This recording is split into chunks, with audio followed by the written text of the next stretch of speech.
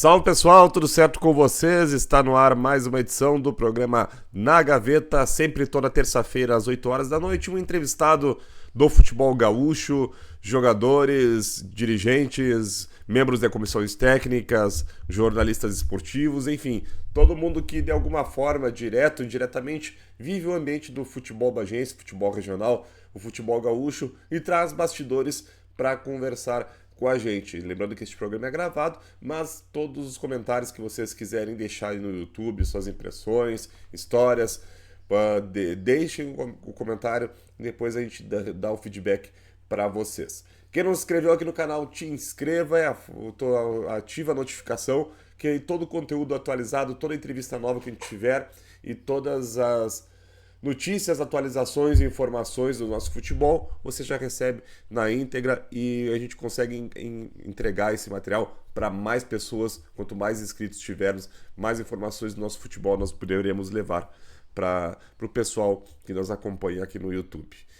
Hoje o nosso entrevistado é o Lucas Guarente, bagiense, que acabou de ser campeão da Copa FGF, troféu Professor Rui Carlos Osterman, pelo Brasil de Pelotas. Ele que esteve ao lado do Gilson Maciel no Chavante, vai nos contar mais sobre essa campanha, sobre esse título e, além disso, também da sua trajetória e a sua carreira. Também tem a passagem pelo Grêmio Esportivo Bagé, também envolvimento com escolinha, com futsal, enfim, uma resenha aí, um bate-papo sobre o futebol como um todo. Lembrando que este programa tem um oferecimento da Fazenda Retiro, criatório de gado bovino, propriedade de Eduardo Silva Mendes, localizada na Costa do Jaguarão, na BR-293 em Candiota. Fábio Vaz Design, branding e posicionamento, quer dar um conceito mais de estratégia para a tua marca e um upgrade aí no visual dela. O canal Yuri Dias Repórter é a prova viva do trabalho do Fábio Vaz, o contato está ali no banner do canal.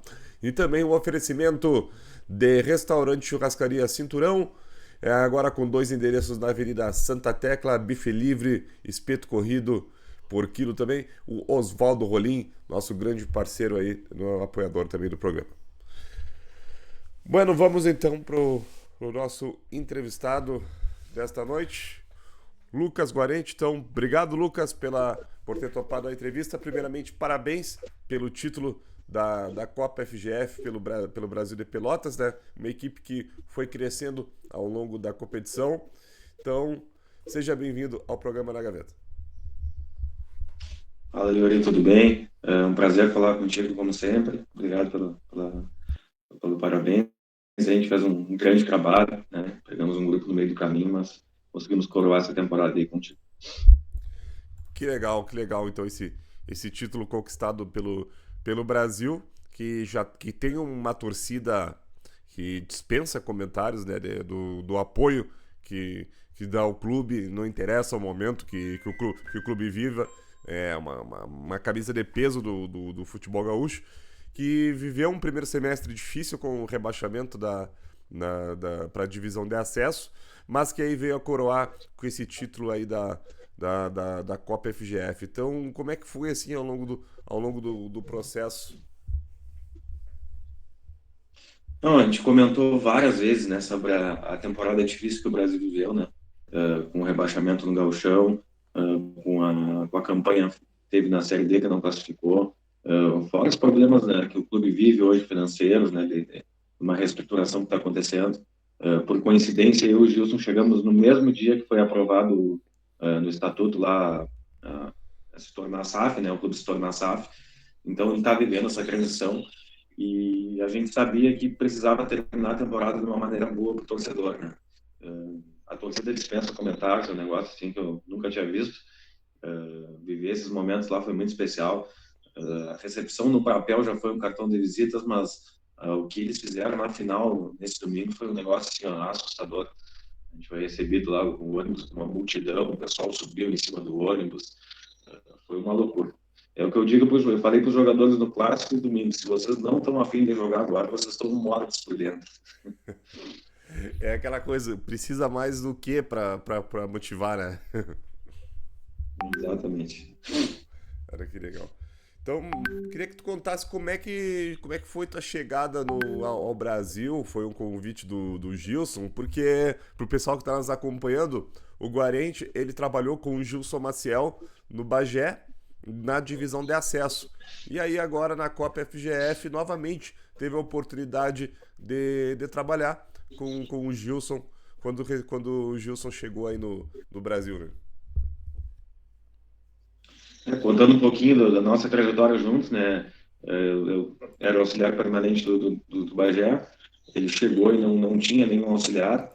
Até foi uma coisa que a gente conversou esses dias, que a filha dele comentou com ele que no começo do ano ele estava assim, eu não consigo achar ninguém para levar. E aí acabou que o acaso nos juntou ali no Bagé, a gente fez um trabalho legal e desde então ele sempre falou comigo que se tivesse alguma oportunidade queria contar com o meu trabalho junto de novo. A gente seguiu conversando sobre futebol, né? Trocando ideia e vendo jogos quase juntos, assim, no telefone. E no momento que saiu a demissão do Emerson ali, a gente até brincou, oh, será que vai tocar o telefone? Em questão de meia hora depois, o Hélio ligou para ele e fez o convite. E na sequência ele já me ligou, passou como é que funcionaria. A gente só esperou virar a noite ali do domingo para segunda para confirmar o acerto. E na terça-feira eu saí daqui às 4 da manhã, cheguei 7 e pouco ali, já fui para o clube, a gente já começou a montar a estratégia, porque na quarta-feira já tinha um jogo com o Aimoré lá em São Leopoldo, então as coisas foram muito rápidas. A gente pegou um grupo que estava jogando de uma forma e a gente colocou a nossa maneira de jogar. Já no primeiro jogo já fez algumas mudanças, né? Por exemplo, a entrada do Alan, que trabalhou com a gente aqui no Bagé, a entrada do Márcio Jonathan também, que não vinha jogando. Conseguimos uma bela vitória naquele dia. E daí em diante a gente teve mais tempo para pensar e para trabalhar, né? A gente brinca até, a gente sabe que Copinha, geralmente o elenco ele é mais curto, ele tem menos peças, e durante esse processo a gente conviveu com lesões, a gente perdeu o Vitor Becker, que era o nosso zagueiro capitão, e foi substituído pelo Jô na sequência. A gente teve mais lesões, teve perda de jogador, o Gabriel, por exemplo, teve nascimento da filha, teve que ir para casa, teve alguns jogadores que abandonaram por alguma outra proposta ou algum tipo de problema familiar. Mas dentro do grupo a gente foi encontrando alternativas, cada jogo a gente estudava, né, junto com o Horácio, que é o analista, que é um baita de um profissional, e graças a Deus quase todas as estratégias funcionaram, deram certo, e a gente conseguiu chegar nessa final e se coroar com o título. Uhum. Como é que tu descreveria assim o estilo de trabalho do Gilson?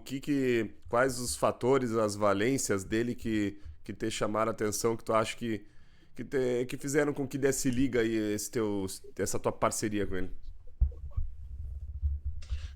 Pessoalmente falando, né, comigo é um cara que sempre me deu muita liberdade para trabalhar, sempre me delegou funções e transmitiu, ó, essa responsabilidade, essa pasta aqui é tua. E no dia a dia a gente sempre constrói. Ele sempre fala que tudo é uma construção de todos, né?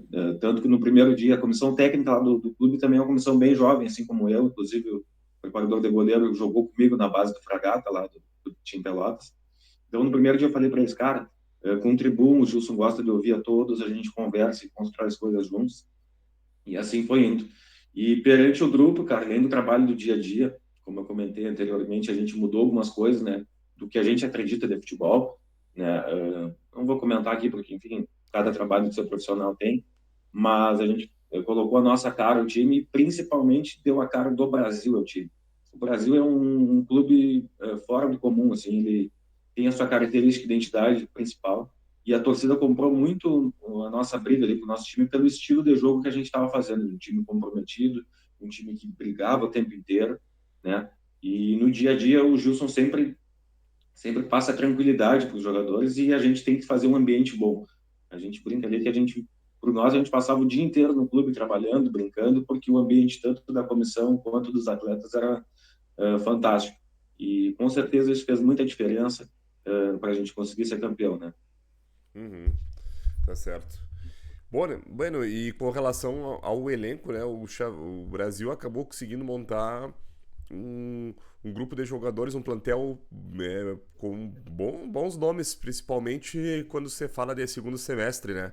Aliás, a dupla Brapel como um todo era considerada os favoritos, né, para essa disputa da Copa FGF, tanto que na semifinal ambos chegaram, né? O Brasil chegou à final, foi campeão, o Pelotas acabou tendo aquela eliminação em casa nos pênaltis, mas os dois times acabaram montando dois bons elencos, né?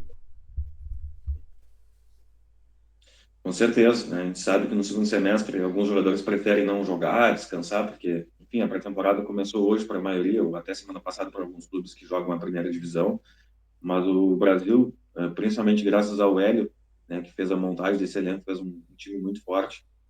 Dentro da competição a gente teve problemas, a gente teve uma competição com 20 e pouquinhos jogadores, 22 jogadores, né, aptos, mas conseguimos, né, chegar no final.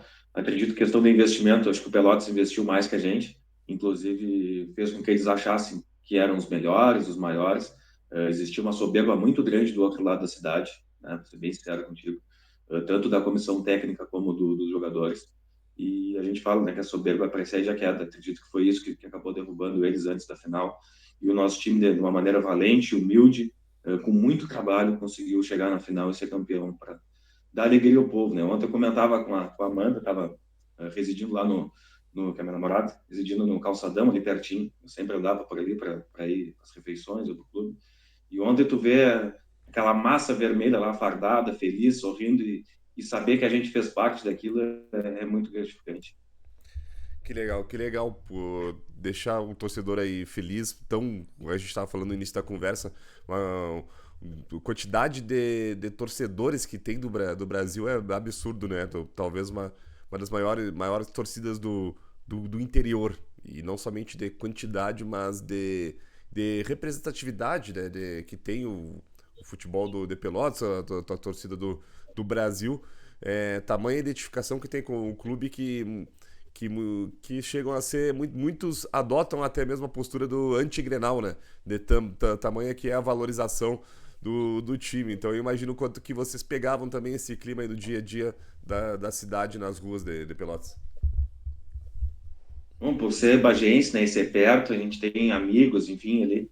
Minha namorada tem duas amigas ali muito próximas, e os dois namorados delas, que são da cidade, são Brasil e não são mais nada, é Brasil e Brasil, né? A gente jogou em Bento, a gente jogou em Caxias, a gente jogou em São Leopoldo, Passo Fundo, e todas as cidades a gente tinha torcida fazendo mais barulho que a torcida adversária. Até comentando com o supervisor, o Augusto, que é um baita profissional também, diga-se de passagem, quando o Brasil jogou a Copa do Brasil a última vez, foi jogar um jogo no Acre e tinha um torcedor do Chavante lá. Então é um time que nunca joga sozinho. A torcida está sempre presente, sempre fazendo apoio.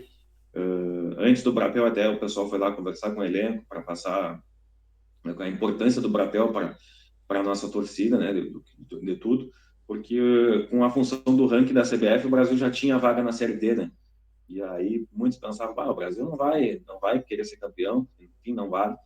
Mas para nós, né, como profissionais, a gente sempre não, a gente vai e vai ser campeão, porque esse grupo merece, a gente trabalha para isso, né? Embora, que nem eu te falei antes, a soberba estava bem grande do outro lado. No clássico eles comemoraram o empate com a gente como se fosse um título, comemoraram acho que mais aquele empate do que a gente comemorou o título do domingo. E isso aí só mostra a grandeza do Brasil e da nossa torcida.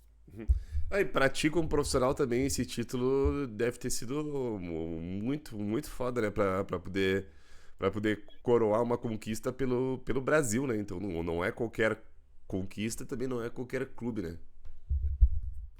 Vou te dar um exemplo bem simples, né? Eu gosto muito de jogos, desde pequeno, futebol manager, que é um jogo que vários treinadores, vários jogadores jogam.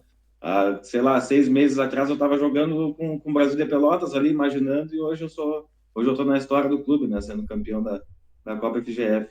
E, enfim, profissionalmente, para mim, querendo ou não, tem uma trajetória longa ao meio do esporte, já, né? Mesmo, desde novo, mas no futebol eu estou há um ano, né? Quando fui ser auxiliar do Sub-20 do Bajão no passado, fiz as copinhas de verão ali na categoria de base, que a gente foi campeão, subi pro profissional esse ano. Foi meu primeiro ano trabalhando com elencos profissionais e já podendo coroar com um título num clube dessa grandeza. Eu não tenho nem como mensurar a felicidade que eu estou hoje. Uhum. Eu imagino que também isso daí tenha aberto portas pra ti mesmo, pra ti, e tu também, né, te posicionar e tu pensar na tua carreira curto prazo, médio prazo, longo prazo, ver que, tipo, as possibilidades que existem, né, dentro do futebol, né, nesse sentido que, né, ter alguém que tá em início de carreira dentro do trabalho de futebol, né? na comissão técnica. Com certeza, com certeza. Inclusive, quando a gente foi, né, eu e o Gilson, o tom da conversa foi, cara, a gente sabe os problemas que tem lá, de tudo, financeiro, tudo, mas é uma oportunidade gigantesca, né? A gente teve 50 dias lá e, assim, a proporção que toma as coisas é um negócio assustador em rede social, em tudo, né? Então, passar pelo Brasil, com certeza abre portas, vai nos trazer oportunidades. A gente mexe como a função da SAF, né, a gente não teve nenhuma conversa sobre renovação, mas que com certeza portas vão se abrir para a gente. E falei que passando pelo Brasil, porta se abre, passando e sendo campeão pelo Brasil, acredito que a proporção toma ainda maior, né? Uhum, legal. Lucas, agora saindo um pouquinho do Brasil e agora navegando um pouquinho mais na tua carreira, foi legal a experiência lá no Bagé, este ano, e tanto a parte de base quanto profissional, como é que tu avalia? Cara, por ser da cidade, né, acompanhar o clube e, na verdade, tem uma conexão com o Bagé ainda maior. Como a gente se encontrou, eu já tentei jogar, né? Tive alguns clubes de fora da cidade, como o Fragata e o Porto Alegre. E quando eu já não queria mais, já tinha decidido por estudar, eu fiz uma última temporada no Juvenil do Bagé e acabei subindo para o profissional. E aí acabei ficando para o ano de 2015, que o Bagé estava na terceira ano. Fiz parte daquele elenco como jogador, mas já estava na faculdade. E, por fim, quando terminou ali a temporada, acabei tomando a decisão certa de estudar. E desde então venho trilhando o caminho do futsal, né? Trabalhei no Sesc, ali na escolinha, junto com o Marcelinho. Depois abri a minha própria escolinha, né? Que existe até hoje. Então, tem um caminho no futsal. Passei pela SERC também, né? Que disputa a Liga Gaúcha. Mas eu sempre soube que eu voltaria para o futebol. Sempre foi um objetivo meu, desde que eu parei de jogar e resolvi estudar. E essa oportunidade que o Bagé me deu ano passado, principalmente pelo diretor Maurício lá, que foi ele que me levou para o clube. A gente teve um projeto bem alinhado de chegar no profissional esse ano, né? A gente teve a formação do sub-20, das categorias de base, e chegar no profissional já tinha sido um objetivo conquistado por mim, mas acredito que a gente fez um trabalho bom, cara. O Bagé tem, agora, né, olhando por outros olhos, né, tendo passagem pelo Brasil, enfim, tendo conhecido outros lugares, a gente vê algumas situações que o Bagé precisa evoluir um pouco, e está no caminho, né, com um trabalho novo que está sendo feito pelo presidente Felipe lá no clube.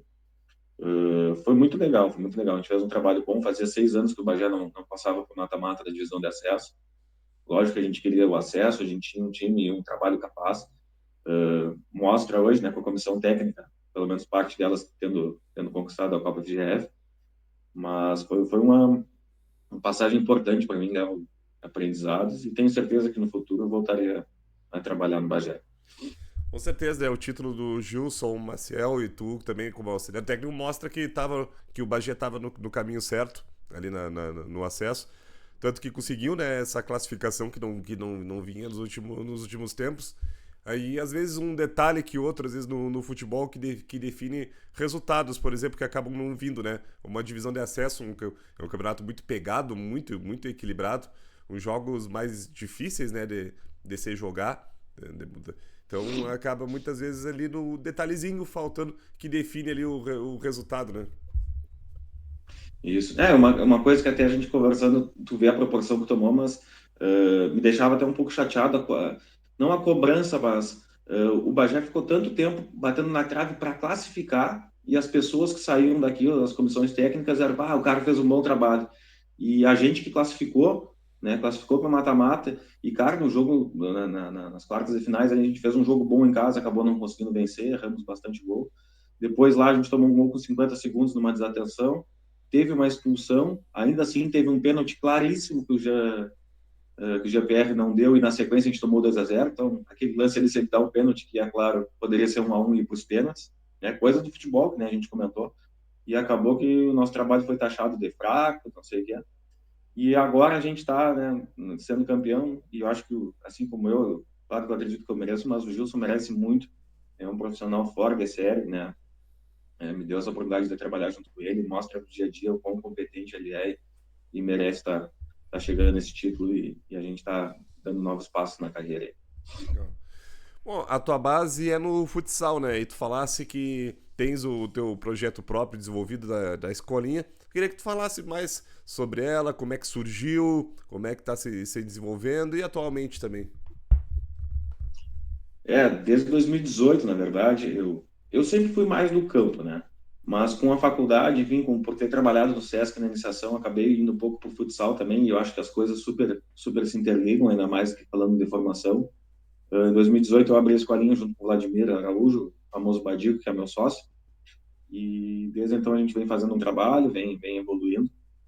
Esse ano, né, com essas novas oportunidades que eu tive, eu agreguei na equipe ali o Patrick Borba, que também trabalha no Bagé. Dá um abraço para ele, porque tudo isso só é possível graças a ele, né, esse suporte que ele me dá, tocando a escolinha quando eu não estou presente.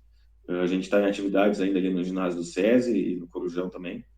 Então, é um trabalho que a gente vem fazendo de base há muito tempo, mantendo nossos princípios, acreditando na formação.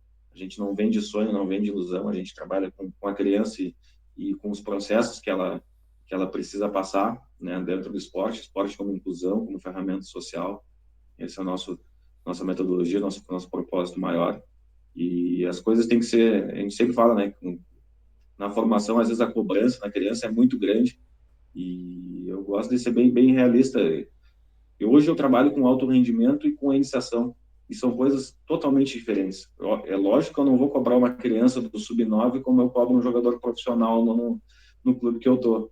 E acho que saber essa diferença é bem importante, né? Porque a gente vê tantos profissionais aí que trabalham e fazem uma criança, às vezes, de 8, 9 anos, a cobrança que eles dão em cima dela como se ela fosse como se fosse profissional ou como se fosse uma mercadoria. E é uma coisa que, assim, que eu vejo e quase me adoece. Então, acho que o profissional saber essa diferença, e trabalhar com isso, trabalhar com a criança dentro da faixa etária dela é muito importante. A gente tem esse projeto aí, com certeza vai dar sequência, independente de onde eu estiver. Eu sei que eu tenho um profissional capacitado, que é o Patrick, para tá tocando, e a gente vai ter essa sequência. E aproveitando também, né, eu tive a passagem pela SERC, ali, ajudei. Em 2023 eu participei diretamente da campanha. Ano passado eu fiquei um pouco, depois eu tive que ir para o Bagé, e esse ano também, no começo do ano, eu estava fazendo parte do processo lá, né, que é uma equipe com muita dificuldade, faz acontecer futsal em Bagé, né, que é difícil. Então, com certeza, essa passagem, essa experiência no futsal me traz grandes aprendizados para a vida do futebol. Uma das pastas que o Gilson deixa comigo é, por exemplo, a bola parada ofensiva. E se vocês forem ver no clássico Brapel ali, o jogo contra o Pelotas, o Teles é um cara que não deixa ninguém no rebote. A gente fez uma jogada de bloqueio, de chute. O Cauê, infelizmente, errou o chute, mas uma jogada que vem do futsal, eu acabei fazendo ali. O pessoal comprou e quase deu certo. Inclusive a utilização de espaços, né, e pensamento rápido também, o futsal ajuda bastante, e aí tu acaba vivendo nesses dois mundos, né, tanto no campo, com a tua trajetória aí no Brasil, no Bagé, quanto com a escolinha. E a questão que tu falasse das crianças ali foi um negócio que eu achei bem interessante, porque muitas vezes aquela cobrança excessiva numa criança, né, cara, acaba estragando todo o prazer, todo o prazer de estar jogando futebol, né? Então, perde o brilho, perde o encanto. Claro que a questão do comprometimento, da disciplina, vocês já vão trabalhando, né, da criança, que aquilo ali ela tá assumindo aquele compromisso, né? Mas também não perde muitas vezes a forma como é abordado com a criança, a pressão que coloca, tanto treinadores quanto pais também, né? Tira aquele prazer de estar ali na quadra sendo feliz jogando bola, né? Exatamente. Nessa fase, o que mais se faz é brincar, é se divertir, né, cara? A gente teve essa cobrança. Eu sempre digo que quando a gente estava na série, ainda disputando uma Liga Gaúcha, um campeonato estadual profissional, a mesma competição existe na base e tem escolinhas aqui da cidade que participam.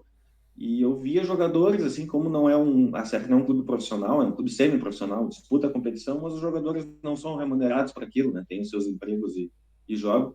E tu já vê pessoas adultas sentindo a pressão de jogar uma Liga Gaúcha, de jogar uma competição federada, e aí tu vai ver, às vezes, a criança de 8, 9 anos sendo pressionado por pai, por treinador, para jogar uma competição desse nível. É óbvio que a criança vai sentir, não vai conseguir fazer. A gente vê os jogos, na verdade, dessas competições mais fortes, não tem jogo.